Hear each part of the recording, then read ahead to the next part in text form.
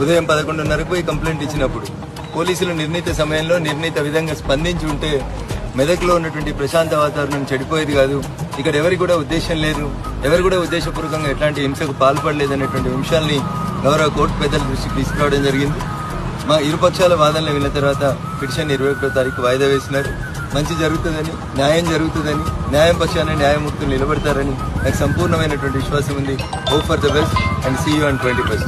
కార్యకర్తల కష్టం వస్తే బరాబర్ వస్తామని చెప్పినాం, వస్తాం.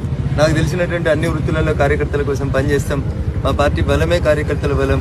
కాబట్టి కార్యకర్త కోసం ఏ ఎక్స్టెంట్కి పోయడానికైనా నేను ఇవాళ ఎంపీ స్థానంలో ఉన్నట్టు కార్యకర్తలందరి కష్టంతో ఇంటికి వచ్చిన మెదక్ పట్టణ ప్రజలు, మెదక్ ప్రజలు ఇచ్చినటువంటి ఆశీస్సులతోటే ఇందాక వచ్చిన కాబట్టి మా కార్యకర్త ఒకటి కష్టంలో ఉన్నారని తెలిసి అక్కడ ఈరోజు కేంద్ర పార్టీ ఆధ్వర్యం లోపల మా 8 మంది ఎంపీలకు సన్మానం ఉన్నా కష్టంలో పాలు పంచుకోవడం అనేటువంటి ఉద్దేశంతో మెదక్ రావడం జరిగింది. ఈ కేసుని చాలా రోజుల తర్వాత